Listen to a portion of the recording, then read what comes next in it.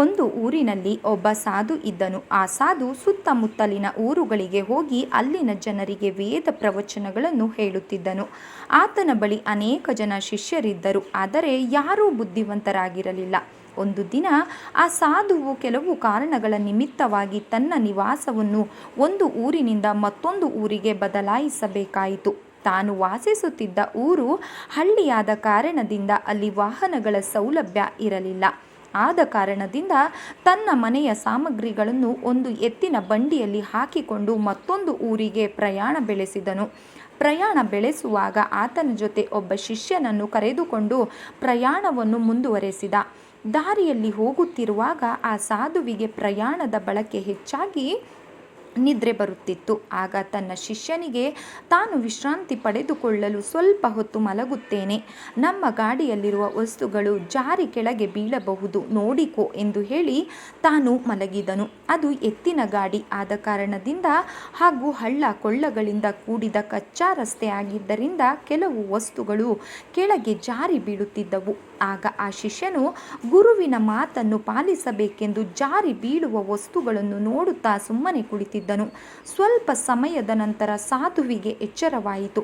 ಎದ್ದ ತಕ್ಷಣ ಕೆಲವು ವಸ್ತುಗಳು ಕಾಣಿಸದೇ ಇರುವುದನ್ನು ಕಂಡು ತನ್ನ ಶಿಷ್ಯನನ್ನು ಕೇಳಿದನು. ಆಗ ಆ ಶಿಷ್ಯನು, ನಿಮ್ಮ ಮಾತನ್ನು ಶಿರಸಾವರಿಸಿ ನೀವು ಹೇಳಿದಂತೆ ಆ ವಸ್ತುಗಳು ಜಾರಿ ಬೀಳುವಾಗ ನೋಡುತ್ತಲೇ ಇದ್ದೆ ಗುರುಗಳೇ ಎಂದು ಹೇಳಿದನು. ಅದಕ್ಕೆ ಆ ಸಾಧು, ಅಯ್ಯೋ ಮಂಕೆ, ನೋಡಿಕೋ ಎಂಬುದರ ಅರ್ಥ ಕೇವಲ ನೋಡಿಕೊಳ್ಳುವುದಲ್ಲ, ಕೆಳಗೆ ಬಿದ್ದ ವಸ್ತುಗಳನ್ನು ಎತ್ತಿನ ಗಾಡಿಯ ಒಳಗೆ ಹಾಕಬೇಕು ಎಂದು ಅದರ ಅರ್ಥ.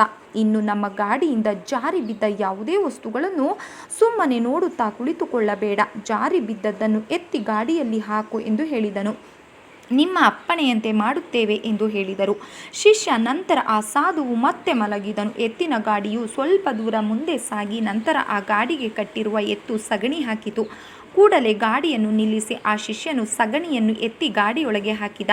ಸಗಣಿಯ ವಾಸನೆಯಿಂದ ಆ ಸಾಧುವಿಗೆ ಎಚ್ಚರ ಆಯಿತು. ಎಚ್ಚರಗೊಂಡ ನಂತರ ಆ ಸಾಧು ತನ್ನ ಶಿಷ್ಯನು ಮಾಡಿರುವ ಕೆಲಸಕ್ಕೆ ತಲೆಯನ್ನು ಚೆಚ್ಚಿಕೊಳ್ಳುತ್ತಾ, ಯಾವ ವಸ್ತುವನ್ನು ಹಾಕಬಾರದು, ಯಾವ ವಸ್ತುವನ್ನು ಹಾಕಬೇಕು ಎಂಬ ಪ್ರಜ್ಞೆಯೂ ಸಹ ನಿನಗೆ ಇಲ್ಲವಲ್ಲ ಎನ್ನುತ್ತಾ ತನ್ನ ಗಾಡಿಯಲ್ಲಿರುವ ಎಲ್ಲ ವಸ್ತುಗಳ ಹೆಸರನ್ನು ಒಂದು ಚೀಟಿಯಲ್ಲಿ ಬರೆದು ಅವುಗಳು ಕೆಳಗೆ ಬಿದ್ದರೆ ಮಾತ್ರವೇ ಎತ್ತಿ ಗಾಡಿಯೊಳಗೆ ಹಾಕು ಎಂದು ಹೇಳಿ ಮತ್ತೆ ಮಲಗಿದನು. ಗಾಡಿಯು ಸ್ವಲ್ಪ ದೂರ ಸಾಗಿದ ನಂತರ ಒಂದು ಹೊಳೆಯು ದಾರಿಗೆ ಅಡ್ಡವಾಗಿ ಹರಿಯುತ್ತಿತ್ತು. ಆ ಹೊಳೆಯನ್ನು ದಾಟುವಾಗ ಗಾಡಿಯ ಹಿಡಿತ ತಪ್ಪಿ ಆ ಸಾಧು ಕೆಳಗೆ ಬಿದ್ದನು. ಆಗ ನನ್ನನ್ನು ಕೈ ಹಿಡಿದು ಎತ್ತು ಎಂದು ಶಿಷ್ಯನಿಗೆ ಸಾಧು ಕೇಳಿದನು. ಆಗ ಆ ಶಿಷ್ಯನು ಸಾಧು ಕೊಟ್ಟ ಚೀಟಿಯನ್ನು ನೋಡಲು ಪ್ರಾರಂಭಿಸಿದನು. ಆಗ ಸಾಧು, ಏನು ಮಾಡುತ್ತಿರುವೆಯೋ ಮೂರ್ಖ, ನಾನು ಹೊಳೆಯಲ್ಲಿ ಬಿದ್ದು ಕೊಚ್ಚಿಕೊಂಡು ಹೋಗುತ್ತಿರುವೆ, ಬೇಗ ನನ್ನನ್ನು ಎಳೆದುಕೋ ಎಂದು ಕಿರುಚಿದನು. ಆಗ ಆ ಶಿಷ್ಯನು, ತಾಳಿ ಗುರುಗಳೇ, ಈ ಚೀಟಿಯಲ್ಲಿ ನಿಮ್ಮ ಹೆಸರು ಇದೆಯೋ ಇಲ್ಲವೋ ಎಂದು ನೋಡುತ್ತಿದ್ದೇನೆ ಎಂದು ಹೇಳಿದನು. ಹೊಳೆಯ ಪಕ್ಕದಲ್ಲಿ ಹೋಗುತ್ತಿದ್ದ ಕೆಲವು ದಾರಿ ಹೋಗರು ಓಡಿ ಬಂದು ಆ ಸಾಧುವನ್ನು ಮೇಲಕ್ಕೆ ಎಳೆದು ಹೊಳೆಯನ್ನು ದಾಟಿಸಿದರು. ಅನಂತರ ಆ ಸಾಧು ಇನ್ನೂ ಶ್ರಮವಹಿಸುವುದು ಸರಿಯಲ್ಲ ಎಂದು ನಿದ್ರಿಸದೆ ಊರು ತಲುಪುವವರೆಗೂ ಎಚ್ಚರದಿಂದಿದ್ದರು. ಊರು ತಲುಪಿದ ನಂತರ ತನ್ನ ವಸ್ತುಗಳನ್ನು ತಾನೇ ಮನೆಯ ಒಳಗೆ ಸಾಗಿಸಿದರು. ಈ ಒಂದು ಕಥೆಯಿಂದ ತಿಳಿದು ಬರುವ ನೀತಿ ಏನಂದರೆ ಸ್ನೇಹಿತರೆ, ಮೂರ್ಖರ ಸಹವಾಸದಿಂದ ನಿತ್ಯ ನಿರಂತರವಾಗಿ ತೊಂದರೆ ಇರುವುದು ಮಾತ್ರವಲ್ಲದೆ ಕೆಲವು ಸಂದರ್ಭದಲ್ಲಿ ಪ್ರಾಣವೂ ಸಹ ಹೋಗುವ ಪರಿಸ್ಥಿತಿಯು ನಿರ್ಮಾಣವಾಗುತ್ತದೆ. ಆದ್ದರಿಂದ ನಾವು ಮೂರ್ಖರ ಸಹವಾಸವನ್ನು ಮಾಡದಂತೆ ಜಾಗೃತೆಯನ್ನು ವಹಿಸಬೇಕು ಎಂಬುದು. ಸ್ನೇಹಿತರೆ, ಈ ಒಂದು ಕತೆ ನಿಮಗೆ ಇಷ್ಟ ಆಗಿದರೆ ದಯವಿಟ್ಟು ಸಬ್ಸ್ಕ್ರೈಬ್ ಮಾಡಿ, ಸಪೋರ್ಟ್ ಮಾಡಿ, ಅದೇ ರೀತಿ ಕಮೆಂಟ್ಸ್ ಮಾಡಿ ಫ್ರೆಂಡ್ಸ್. ಧನ್ಯವಾದಗಳು ಮತ್ತೊಮ್ಮೆ ಸರ್ವರಿಗೂ.